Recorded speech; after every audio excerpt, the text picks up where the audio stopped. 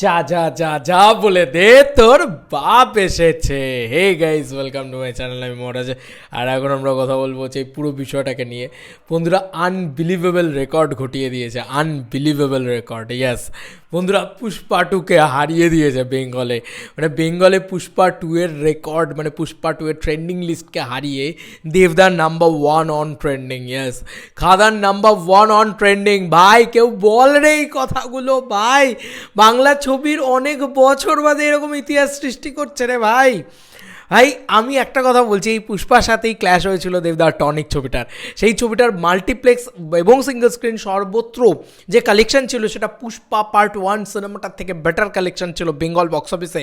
Pushpa 2 দাপিয়ে business করেছে। এবার পালা খাদানের। আমার মনে হয় খাদান উড়িয়ে দিতে চলেছে। আর এটা কি ছিল? এটা সত্যি ভাবনা চিন্তার বাইরে। বুকমাই শোতে ট্রেন্ডিং ট্রেন্ডিং ট্রেন্ডিং ট্রেন্ডিং এটুকু ভাবা যায়, কিন্তু নাম্বার 1 অন ট্রেন্ডিং, এইটা কিন্তু একটা টেরিফিক রেকর্ড। আরও দুটো জিনিস নিয়ে এই ভিডিওর ভিতরে কথা বলবো। সেকেন্ড হচ্ছে, আমি যে বললাম টেরিফিক রেকর্ডের নামই হচ্ছে দেবদা মাস কামব্যাক করছে। দেবদা রোম্যান্সের বাপ ভাই। সেই দেবদা যদি আসে তাহলে এরকম কিছু হবে না, সেটা তো হতেই পারে না বন্ধুরা। কিশোরী 80 lakhs মানে 8 মিলিয়ন ডান বন্ধুরা। কিশোরী পার ডে 1 মিলিয়ন করে টার্ন ওভার করছে। মানে এটা জাস্ট ম্যাসিভ ভাইরাল হয়ে গেছে ভাই। এই গানটা ম্যাসিভ ভাইরাল হয়ে গেছে। কিশোরী অলরেডি 1.9 lakhs ভিউজ, লাইকস, এবং 80,65,117 বন্ধুরা। বাপ রে বাপ রে বাপ রে বাপ, কী লেভেলের ক্রেজ, কী লেভেলের ক্রেজ। আমি সত্যি বলছি, আমি ভাবতে পারছি না এগুলো হচ্ছেটা কি। মানে এগুলো হচ্ছেটা কি, এত মারাত্মক ক্রেজ, এত মারাত্মক। মানে কিশোরী প্রতিদিন, কালকেই দাদা পোস্ট করেছে, দাদা হাওড়া যাওয়ার পথে দাদা নিজে বলছিল, মানে দেবদা, যে কিশোরী 7 মিলিয়ন, কিশোরী 7 মিলিয়ন হিট করেছে।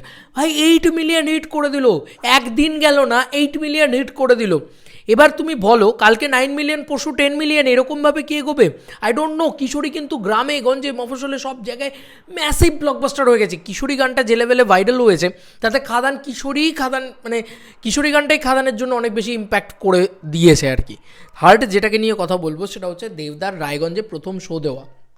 বন্ধুরা, ইতিহাস বোঝো, ইতিহাস।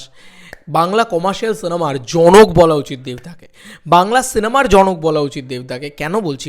কারণ বাংলা সিনেমায় যে ম্যাসিভ কালেকশন, সব থেকে বড় কালেকশন, মানে 55 থেকে প্রায় 55 কোটি টাকার কালেকশন অ্যামাজন অভিযানের, 48 কোটি টাকার নেট, যেটা ওয়ার্ল্ড ওয়াইড ছিল। তো সেই কালেকশনটা কিন্তু দেবদা, one and only the biggest superstar of Bengal industry, দেবদা দিয়েছিলেন। তা তাকে তুমি জনক বলবে না তো কাকে বলবে? এবার প্রথম থেকে যদি 3টে ছবি পরপর নামাও, তাহলে কিন্তু অ্যামাজন অভিযান, চাঁদের পাহাড়, তারপরে আসবে বহুরূপী, তারপরে আসবে প্রজাপতি। তো এই এতগুলো, এবার দেখো 4টে ছবি বললে, প্রথম 2টো ছবি দেবদার, তার 4 নম্বর ছবিটাও দেবদার। তো this is the power of দেবদা। তো তাকে তো তুমি বাংলা ছবির জনক বলবে। সে কি রেকর্ড করছে! রাত্রি 2টোর সময় শো বন্ধুরা, তাও না কলকাতার বুকে। না বন্ধুরা, কলকাতার বুকে হলে আমি ঝাঁপিয়ে যেতাম। দাদা আমরা কি আগের দিন দেখবো না ছবিটা? আমরা কি পেড প্রিভিউতে ছবিটা দেখবো না? প্লিজ দাদা, টিকিট প্রাইস তুলে দাও হাইয়ে। যত টাকা টিকিট হোক, 1000, 2000, 12,000, ভাই 12-15 হাজার টাকা দিয়ে দেখতে রাজি আছি ভাই। বিশ্বাস করবে না খাদান, যদি আগের দিন যত টিকিট প্রাইস হয় তুলে দাও, দিয়ে রাত্রিবেলা একটা শো লাগাও, বা হাওড়া বলছি, মানে কলকাতাতে। আমি জানি না এটা দাদার কাছে পৌঁছবে কিনা, মানে সিরিয়াসলি, কারণ 12,000টা বাড়াবাড়ি হয়ে গেল। এত টাকায় আমি, মানে সবাই এফোর্ড করার মতন নয়। আমি বলছি না যে আমিও খুব এফোর্ড করতে পারবো, মানে একটু বেশি বাড়াবাড়ি হয়ে যাবে। মানে আমি এটাই বলছি যে 2,000, 2,500, হ্যাঁ ঠিক আছে, কোনো অসুবিধা নেই। এটা পেড প্রিভিউ লাগাও বস। কারণ মানে পুষ্পা 2 এরই 1700-1800 টাকা করে টিকিট দিয়ে পেড প্রিভিউ চলেছিল। সেখানে যদি আমাদের 1,500 টাকা দিয়েও পেড প্রিভিউ চলে, আমি দেখতে রাজি আছি। কিন্তু এইটা প্রথমবারের জন্য এমন কিন্তু নয় যে টিকিট প্রাইস হাই হবে। আমি এটা বললাম কথার কথা, বাট আমি প্রচণ্ড এক্সাইটেড ছবিটাকে নিয়ে, তাই জন্য। কিন্তু রায়গঞ্জে কিন্তু টিকিট প্রাইসটা হাই হবে না। দেবদা একটা এমন মানুষ, তিনি রায়গঞ্জে রাত্রি 2টোর সময় শো লাগাচ্ছে। কেন করছে ভাই? কী দরকার? উনি তো কলকাতাতে করতে পারতেন।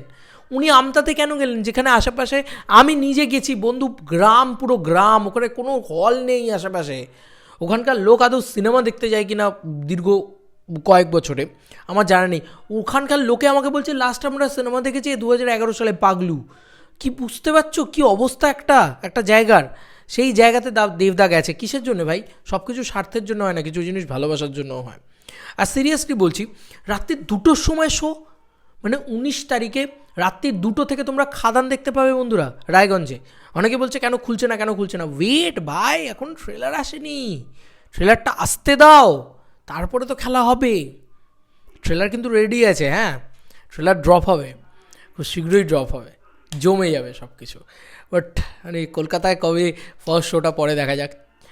মর্নিং শো না পড়ে যদি আগের দিন রাত্রিবেলা পড়ে না, খুব ভালো হয়। পেড প্রিভিউ যদি আগের দিন রাত্রিবেলা খোলে, যাই হোক রায়গঞ্জবাসীদের মানে তারা কতটা লাকি। আমি যদি রায়গঞ্জে থাকি, এখান থেকে আমার রায়গঞ্জ না অলমোস্ট 400 কিলোমিটার, তো আমি গিয়ে দেখে আবার ব্যাক করতে পারবো না কলকাতায়। কলকাতায় প্রচুর ক্রেজ হবে, ইত্যাদি হবে, সেগুলোকেও আমার নিতে হবে, সে কারণে পসিবল হচ্ছে না। বাট সিরিয়াসলি বলছি, রায়গঞ্জ তোমাদের মতন লাকি আর কেউ নেই, কারণ তোমরা এত বড় বাংলার সবথেকে বড় ছবি, সেটাকে তোমরা আগের দিন রাত্রিবেলা 2টোর সময় দেখতে পাবে। এবং এটা হিস্ট্রি, এটা ইতিহাস। ওই যে বললাম বাংলা সিনেমার জনক দেবদা, সেই জনক তৈরি করলো, বাপই হয়, এটাই হচ্ছে কথা। দেবদা বাপ ছিল, বাপই হয়ে যায়। এই মাস সিনেমার বাপ বলা যায় দেবদাকে, বাংলা সিনেমার অন্য লিগে নিয়ে যাচ্ছে। তো প্রথম কোনো বাংলা সিনেমা রাত্রি 2টোর সময় শো পাবে, তাও কলকাতার বুকে না। আর যদি জওয়ান, পাঠান, তারপরে কি পুষ্পা ইত্যাদি কোনো সিনেমা রায়গঞ্জে রাত 2টোর সময় শো পায়নি। এই প্রথম কোনো সিনেমা, দেবদার সিনেমা, বাংলা ছবি রাত 2টোর সময় শো পাবে। হ্যাটস অফ দেবদা। এটা নিয়ে আমি আগে ভিডিও করা হয়নি, কারণ আমি সেই সময় বেঙ্গল ট্যুরের ভিতরে ছিলাম। আমি ভাবলাম একটা অন্য ভিডিওর ভিতরে পাঞ্চ আপ করে দিই। চলো বন্ধুরা, নতুন কোনো ভিডিওতে দেখা হবে, বাই।